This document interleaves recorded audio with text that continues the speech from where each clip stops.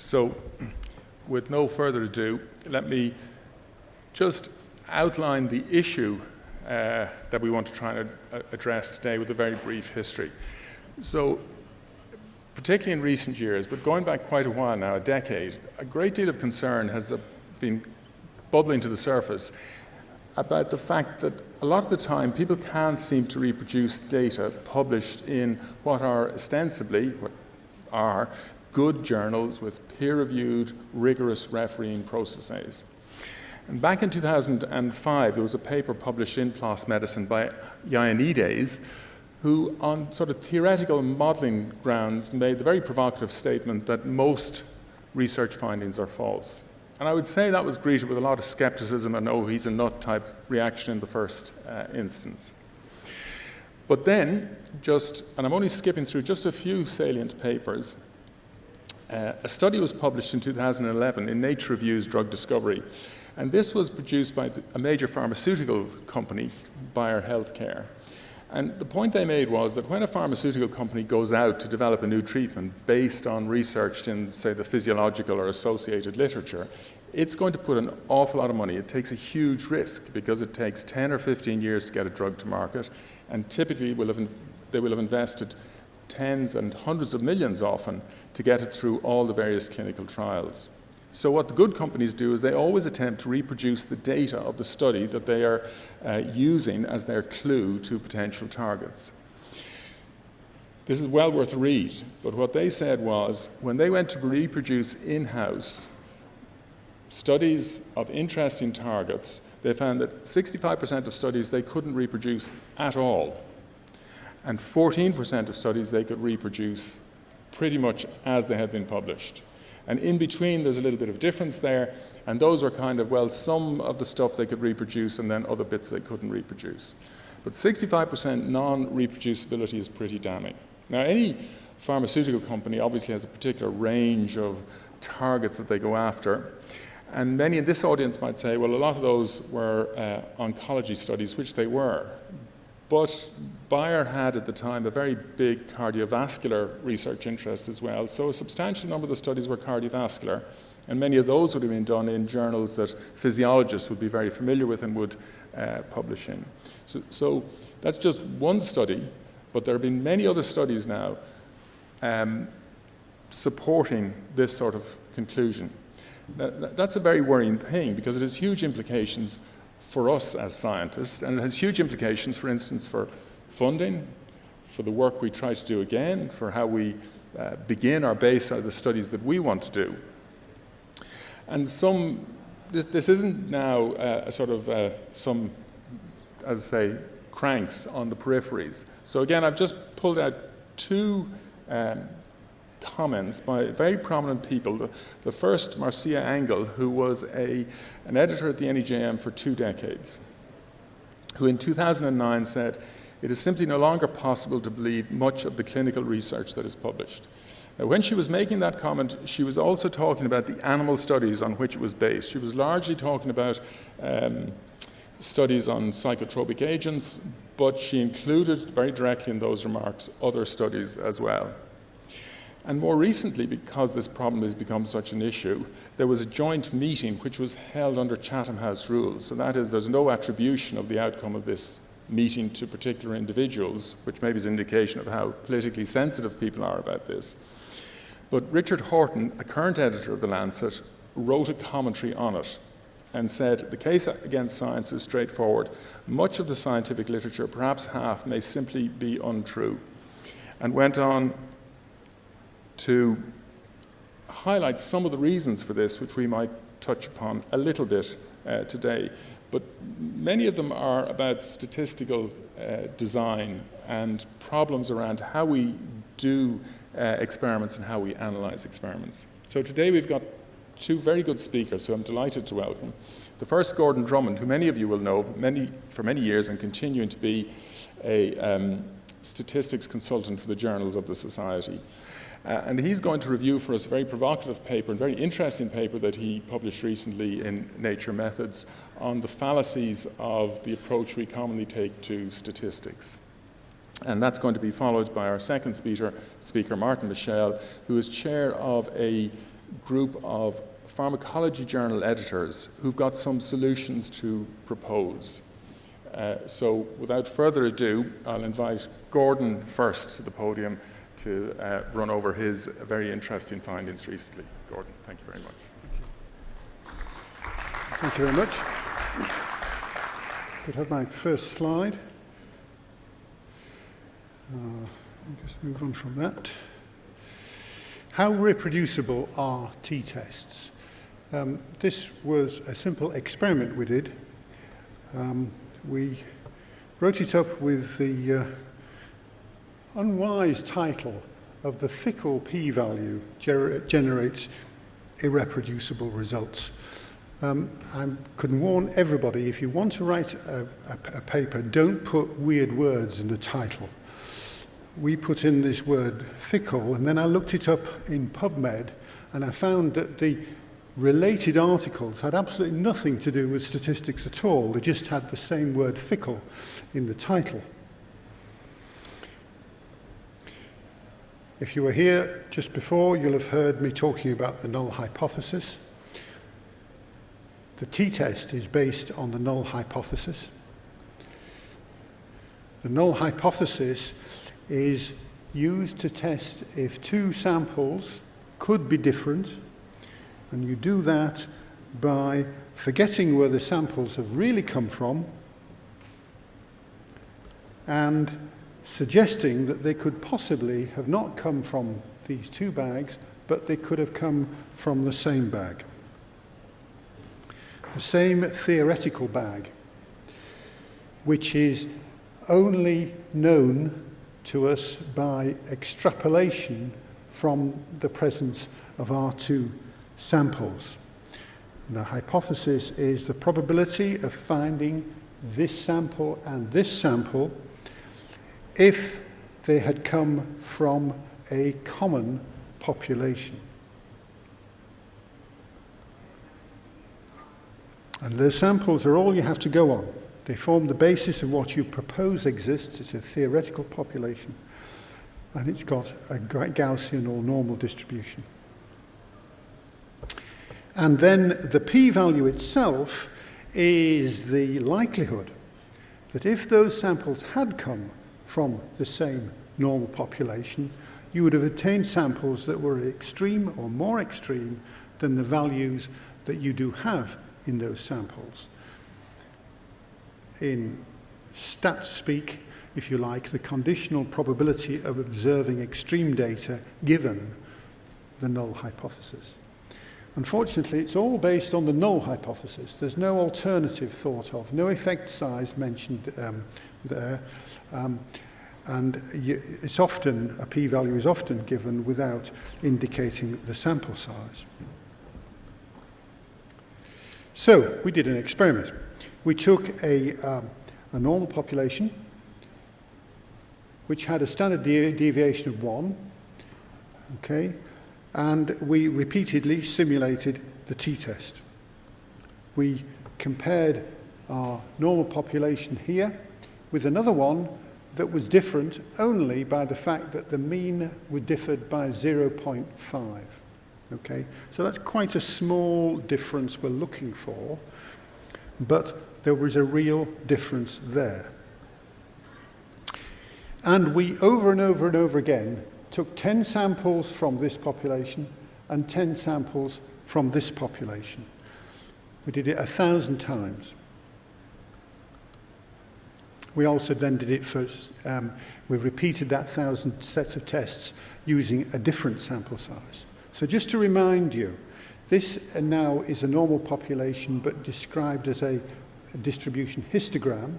These bins contain numbers, so there's a lot more in the bin that's centered around 0 in the number of values that there were in this particular population. So if we were randomly sampling from this lot, we'd mixed all of these together. It's quite likely that we'd be more likely to get samples from the middle of the range than the extremes, but we could get samples from anywhere. So that is 2,500 numbers centered around 0. That's 2.5 numbers centered around 1. Down 0.5. And that's the first sample of 10 that we drew. The means are different, so it looks like we've sort of simulated what's there, but it doesn't quite look like the same distribution. And we do it again, and we do it again and again, keep on going 1,000 times. And then we look at the p-values, and they're very different. So although there really is a difference in this population, we're getting p-values that range from not significant to nearly significant, okay? But we've not, with this sample size, been able to show a difference because it was quite small between the populations. We also get differences between the means of these little samples here, and they wobble about as well, of course, because they're random samples of these populations, and they're not really big enough to properly characterize those initial populations. And of course, in reality, we don't have this. We don't really know exactly what the population we're sampling looks like. We're using these samples to infer what the population we think we're sampling would look like. If we choose sample sizes of 50, we start to feel a bit more confident, and these numbers, these means start to look a bit more like the means there, but they still wobble about, and we still get variable p-values.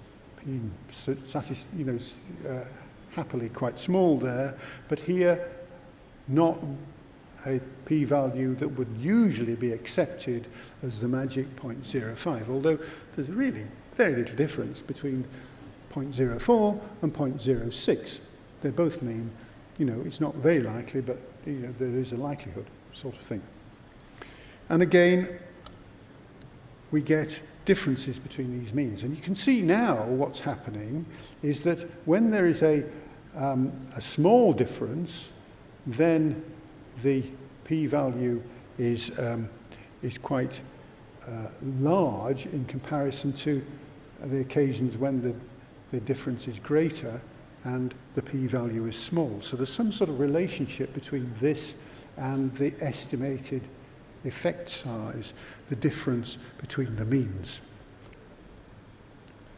Let's first look at the distribution of these p-values with different sample sizes when we did this experiment 1,000 times.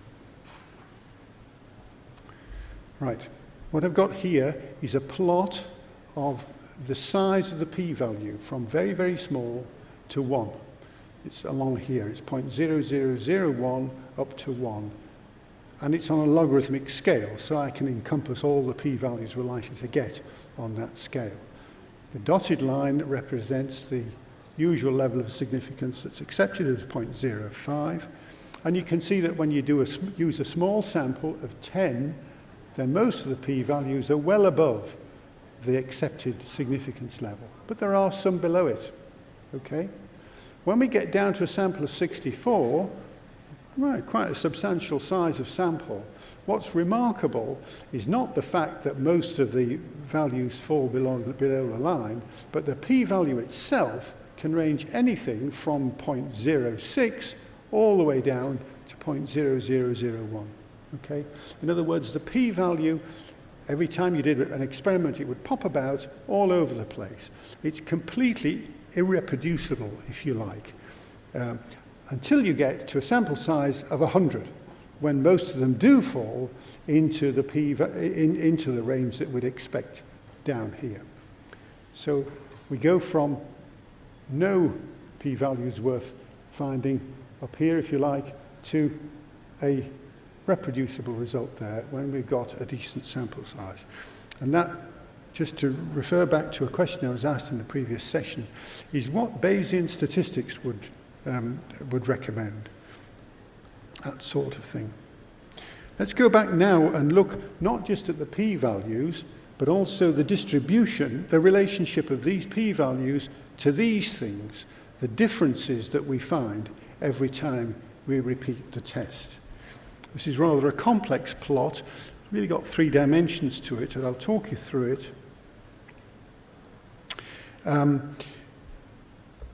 Relating the p-value to the effect size.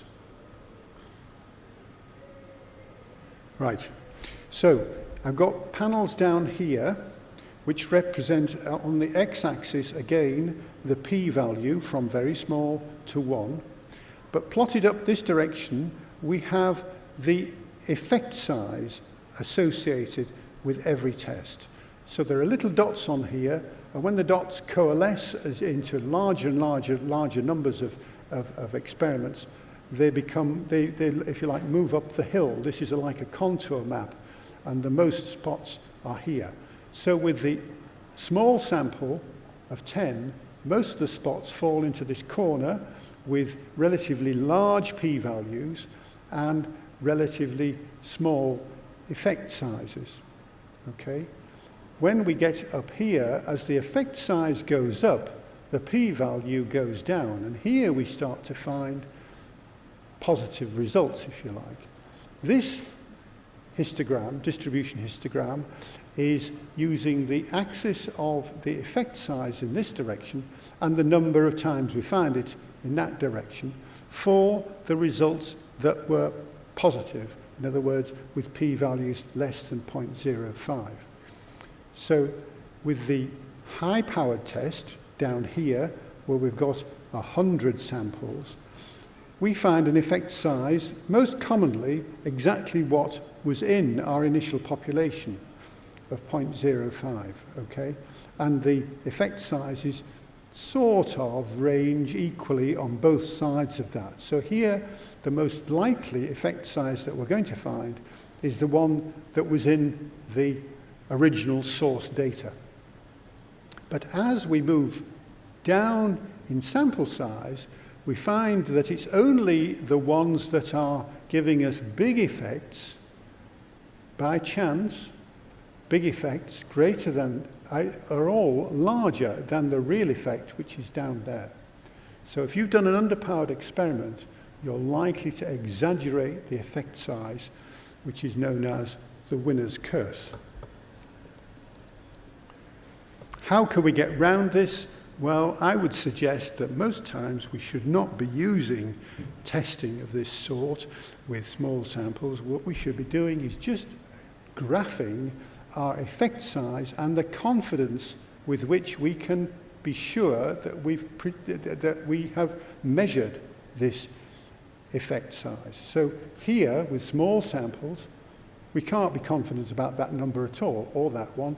Sometimes it's well above the true effect size, which is the dotted line along here. Sometimes it's below, and in many occasions here, it crosses 0, so we can't be sure that there's anything different from 0 in this test, or in that one, or in that one. Here, we're just about getting there, and here, when we've got a sample size of 100, we start to be moderately confident about the measure of the effect size that we've got. And I would say that's a better test of significance than a p-value. So, just to summarize, the t-test can't be trusted, at least not on its own. You should present more descriptors. We always need to know the sample size. You need to know, maybe use alternative ways of showing the results. And best of all, make sure you've got the raw data in there. Small samples can't be trusted for anything other than enormous effects. Thank you.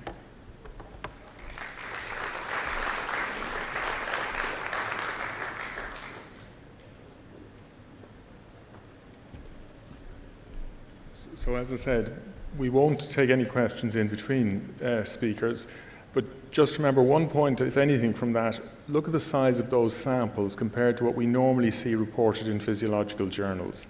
So if you hold that thought, I'd now like to invite Michel to the stage, who is chairing a Pharmacological Society group of editors, to try and produce some solutions for us. Martin, thank you very much. Thank you, Paul. I need to say a formal sentence beforehand. In the program, my affiliation is listed as being an employee of the pharmaceutical company Boehringer Ingelheim. That is correct. However, this presentation is in no way related to this employment and solely reflects my personal academic engagement. Okay, so we have heard about the key problems we're having with so many, half or more of all published studies being irreproducible. And when we sat together with a bunch of people trying to look into what are the reasons why that happens so often, the following factors emerged. First of all, there seems to be a broad lack of understanding what the difference is between exploratory or confirmatory research, confirmatory being testing a pre-specified hypothesis. Small sample sizes, you heard all about this from Gordon. The poor use and abuse of statistical testing, p-hacking, and I'll explain in a minute what that is, and non-transparent reporting. What was the hypothesis that has been tested statistically? How have the data been analyzed? How much of this had been pre-specified and how much had the data somehow been adjusted post hoc? So based on that, at the IUFA 24 meeting about a year ago in Cape Town, we sat together with a group of editors representing major journals in pharmacology, which all have the desire to represent the broad spectrum of the discipline, no subspecialty journals. They are listed here. We also had the 3 major journal publishers on the table. And we realized very early in our discussion that the solution to the reproducibility problem will be much more than just a cosmetic change of polishing instruction to authors here and there. It really is more like a cultural revolution. And we had a consensus immediately that in order to yield acceptance in the community, shared action is required, that is, having shared editorial policies being launched at the same time by as many journals as possible, at least within pharmacology, and I'm very happy to hear that an entire group of physiology journals may be willing to become part of that. So let me go just to the few main problems being identified, because that's the key to the solutions we are proposing. Exploratory versus hypothesis testing. Of course, you heard it from Gordon, the more tests you do, the more likely it is that one of them turns out to be significant. If there is no pre-specified hypothesis, applying data to anything that looks promising introduces a major bias for positive results, and these are then much more likely to be irreproducible. There's nothing wrong with exploratory work, but frankly, if you apply statistics to that, with very, very specific exceptions, which I won't go into for today, you're fooling yourself and you're fooling your readers. Because the fundamental idea that these are random samples which only differ by being drawn from 2 different populations is nullified as soon as you have seen data say, oh, this difference looks promising, let's do statistics on that. That won't tell you anything. The problem of small sample sizes has adequately been discussed extensively by Gordon at the previous presentation, so I won't waste my time on that. P-hacking. It's a term from my former mentor and good friend Harvey Motulsky, whom most of you will know as the creator of the GraphPad PRISM program. What probably most of you will not know is that he's also the author of a major statistics textbook. Basically, p-values and confidence intervals can only be interpreted at face value, not only if there's really true random samples from each population, but also if all the steps in data analysis were conducted exactly as pre-planned. Otherwise, you're p-hacking. Let me give you 3 specific examples. You show these results to your supervisor, and you have a p of 0.07, and the boss says, oh, do 2 more, then it will become significant. Bull. outlier removal. Unless you have pre-specified rules how you have removed outliers, this is biasing your results. Changing the way you analyze the data. Well, it's barely significant if we normalize this per milligram wet weight, but maybe it's better if we do it per milligram protein. All these post hoc decisions introduce bias and violate the fundamental principle of statistical testing, that could this be explained by random noise? Change the type you analyze things by applying a multiple test around 5 different statistical tests, and the one that yields a significance I'll report in the paper. And finally, adjust for another variable and then see which adjustment yields you the smallest p-value. All this are fundamental violations of the principle of statistics, and you're going pretty deep into the gray area. So the challenges is the changes will be dramatic. Just looking at a couple of journals, several issues, it's very clear in pharmacology, and probably the same will be true for physiology journals, way more than 90% of all published papers are inadequate in this regard. And to plead guilty, I've looked at the 10 last original papers I have co-authored before this discussion started. And frankly, none of them has provided adequate analysis and reporting. And I plead guilty to that to the full extent. So we'll have to convince the community of the necessity for a change. We have to avoid confusion in the community. And of course, journals wish to avoid a loss of authors, particularly in the society-owned journals, where the society derives a major share of its income from what these journals bring in. Action must address the most urgent problems, but has to remain realistic. Further steps will be likely to be required down the road. Actions must be enforceable. You can come up with all these fancy rules in your author guidelines, and if they are so fancy that your own journal referees don't understand them, they will not get enforced. Action must be pragmatic and not overburden journal offices. And one idea we came up with, because the editor of one of the journals also is the current president of IUFAR, is that we want to have this joint action of as many pharmacologies as possible, and at the same time have a formal initiative under IUFAR to make whatever we come up with a formal best practice guideline of our international umbrella organization, IUFAR. So what do we propose? In the initial phase, we want to focus on improved reporting, and the benefit of this is it can be done with any completed study. Since there's a mean gap between end of experiments and submission of manuscripts of about 2 years, you can't just throw away 2 years of research. And that wouldn't be right. So make sure the right things get reported. The rules on what needs to be done initially should be limited to the bare minimum, as actual studies and data which already exist cannot be altered post hoc. And for certain requirements, a grace period may be required to achieve acceptance by the community. An orchestrated implementation by as many journals as possible, a shared policy, although the implementation may differ between journals, but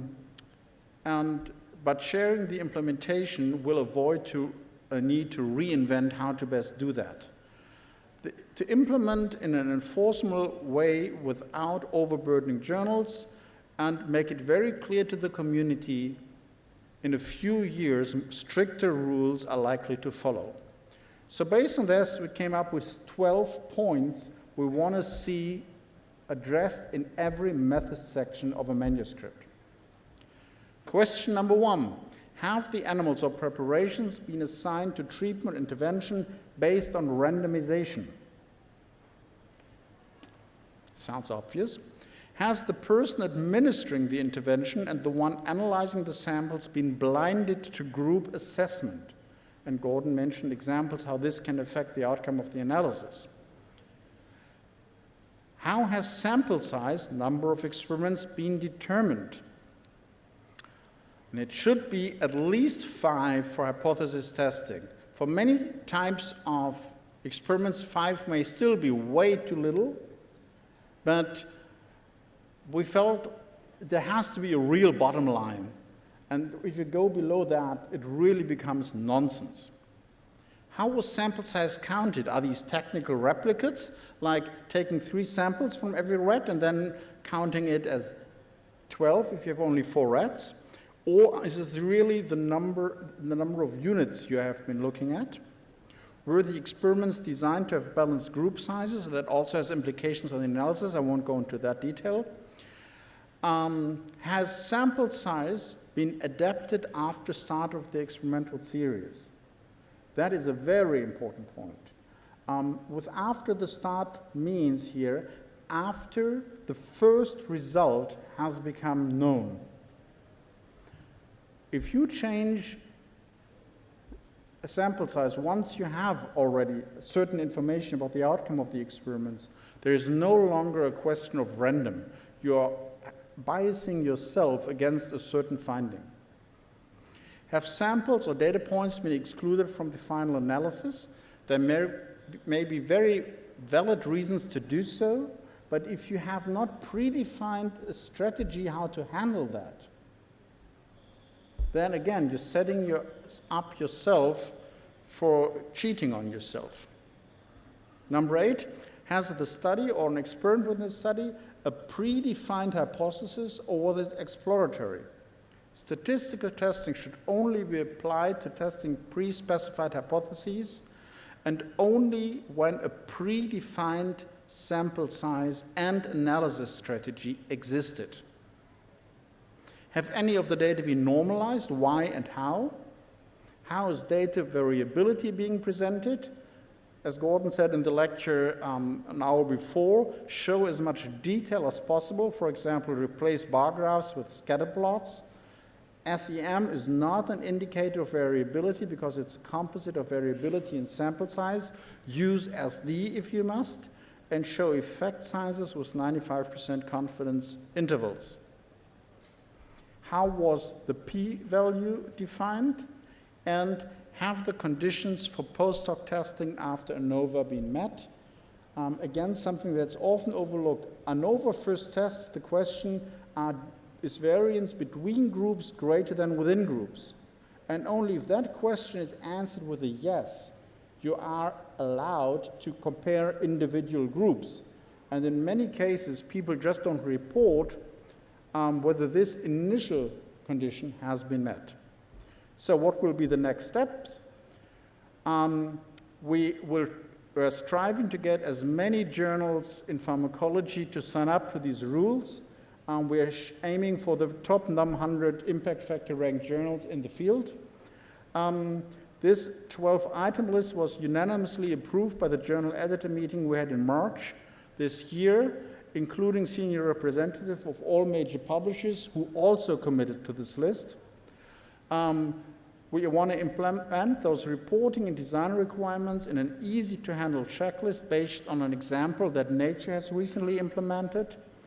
We want to have it in all journals more or less at the same time, and in parallel, we'll provide an extensive database discussion and best practice IUFA guidelines and make it very clear. Just saying what you've done, even if it's the wrong thing you have done, may be okay for today. In a few years down the road, you won't get away with that excuse any longer. Thank you very much.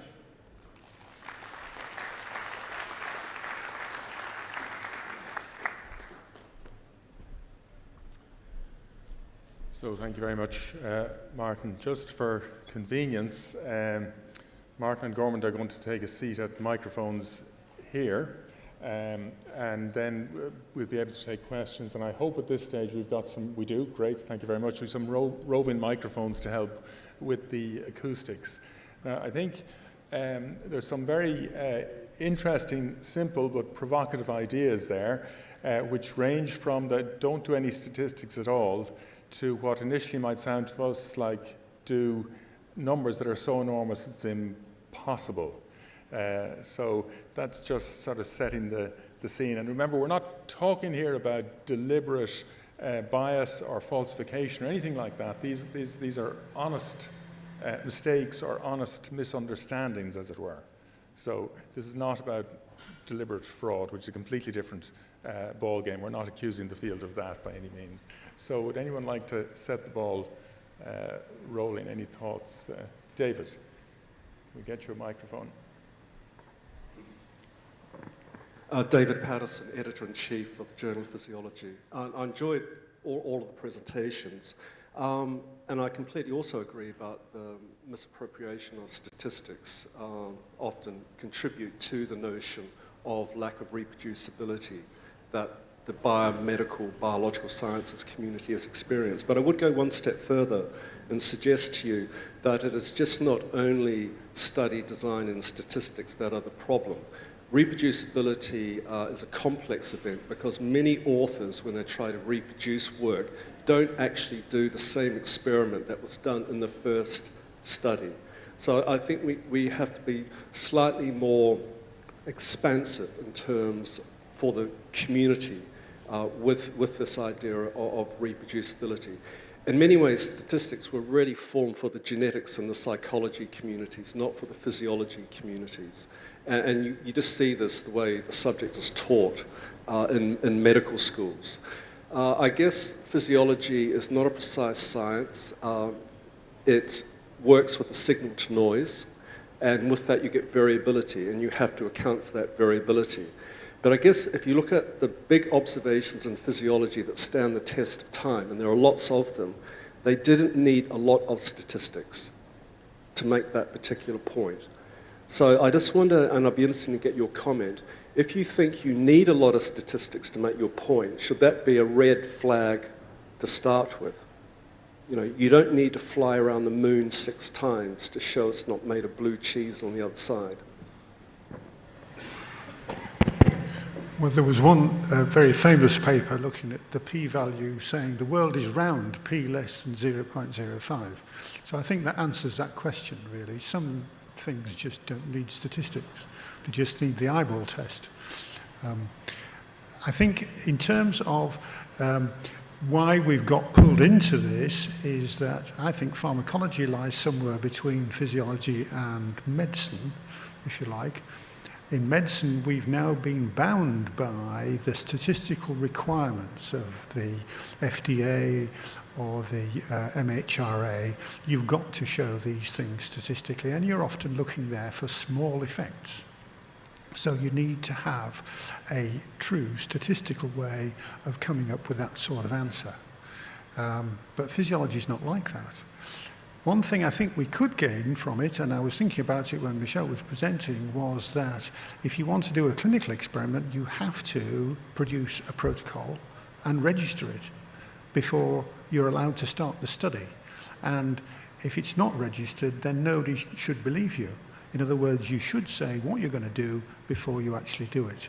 And I think there'd be no harm in many physiology departments instituting that as an internal quality control device for making sure that people don't, even unconsciously, introduce bias into their studies at some stage. In terms of are studies reproducible because the methods have changed? Well, no, quite clearly, you may well have a better method nowadays, and that might be more precise. The trouble with precision is that you often start to find things that aren't necessarily important. So there's so many facets to those questions. But I agree with you, the general point you're making. Yes. I'd also like to agree with that. I think it really depends what you plan to test. For example, if you take a spontaneously hypertensive rat with a systolic blood pressure of 180 compared to a normotensive rat of 100, and when you test whether a certain intervention abolishes the development of hypertension, well, I don't need statistics for that because 100 plus minus 5 and 180 plus minus 5, I can see the difference. I don't need statistics for that. But I can see that with blood pressure, to stay with that example, for certain types of outcomes, a difference of 5 may be relevant. We know clinically a difference of 2 millimeters of mercury can have a distinguishable effect on the incidence of stroke.